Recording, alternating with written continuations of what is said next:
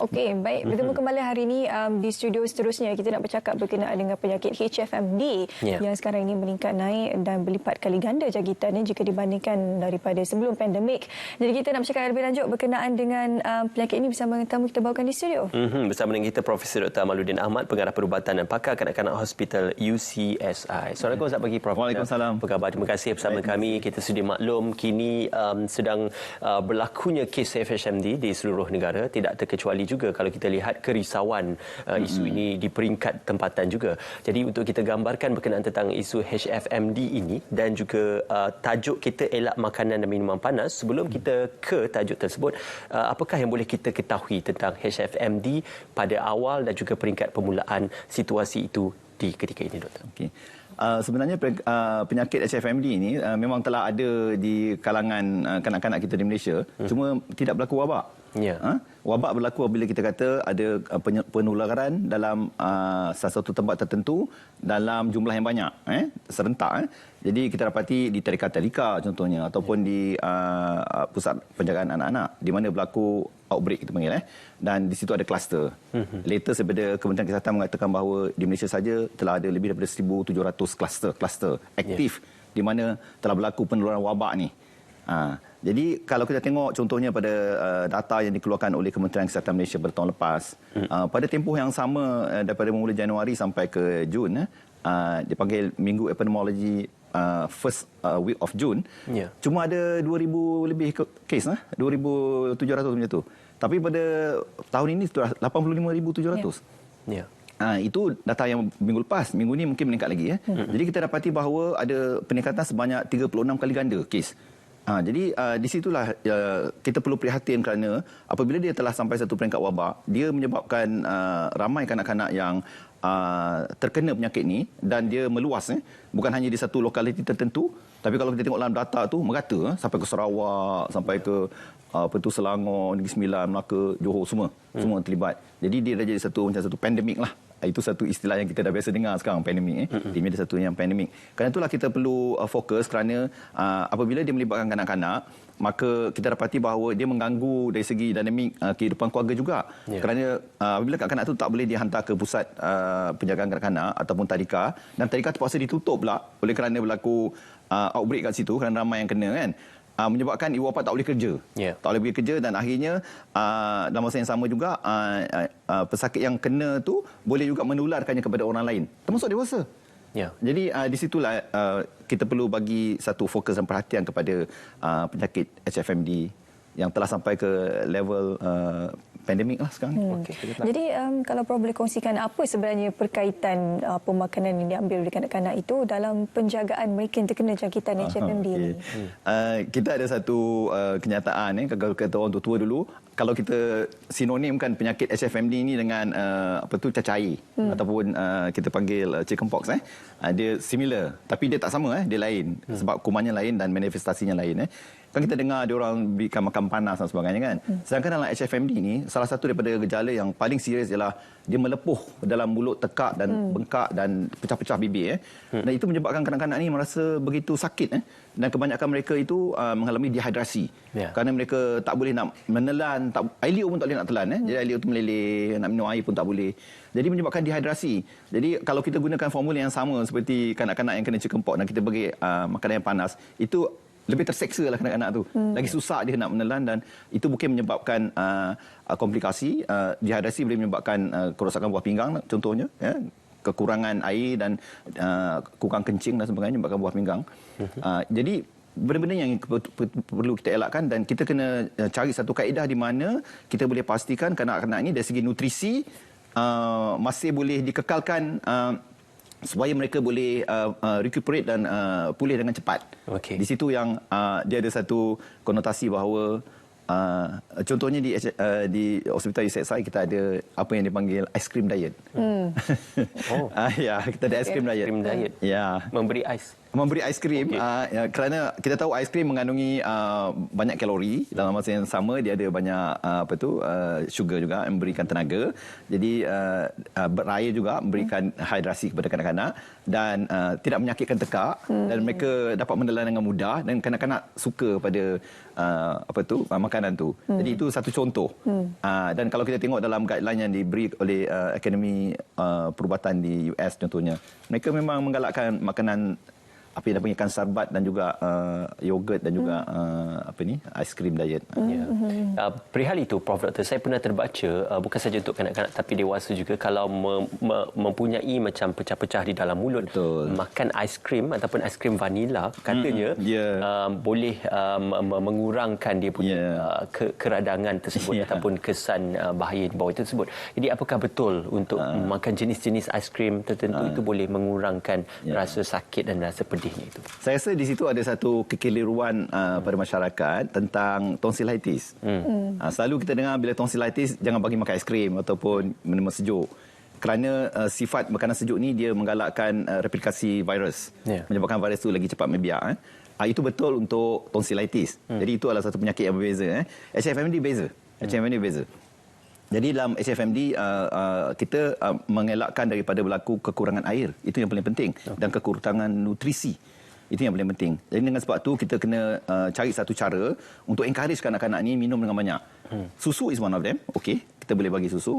Kita boleh bagi minuman sejuk yang lain seperti jus buah-buahan. Tetapi kita perlu elakkan makanan yang pedas, misal kata, makanan yang panas, makanan yang bergas dan makanan citrus fruit yang menyebabkan jadi pedih dan nyeri kepada luka yang ada dalam tekak ni. Contohnya lemon dan sebagainya kan. Kalau kita pilih buah-buahan pun kita pilih buah-buahan seperti betik, buah-buahan seperti watermelon yang tidak asidik. Ya, yang tidak asidik begitu. Okey, baik. Dan HFMD ni sebenarnya bukan sahaja menjangkiti kanak-kanak. Kanak-kanak hanya golongan berisiko, tapi golongan dewasa juga ada potensi untuk terkena HFMD ini.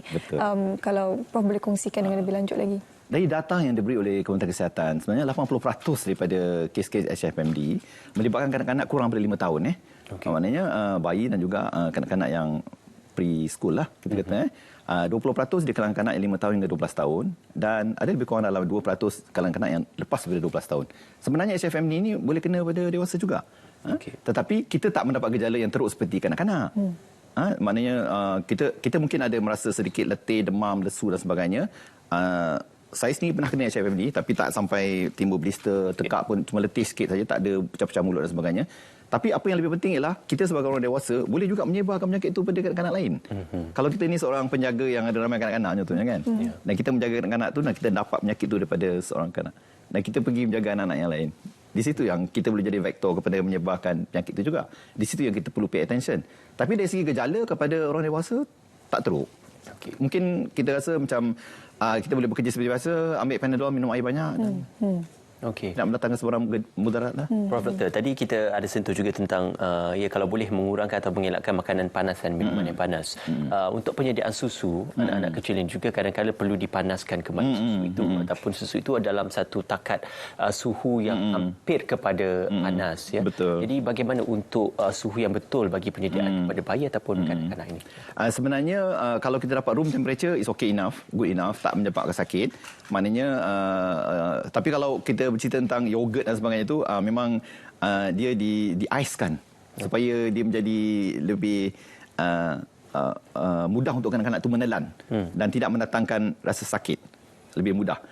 Tapi kalau untuk susu kita boleh gunakan room temperature, that's good enough. Kita cuma pastikan bahawa jangan sampai kepanasan tu walaupun suam menyebabkan berlaku iritasi kepada ulcer yang ada pada mulut tu. Tapi sebelum kita bagi makan sebenarnya dari segi kaedah perubatan kita ada bahan-bahan seperti Eloclair contohnya ataupun Oral Aid sebenarnya.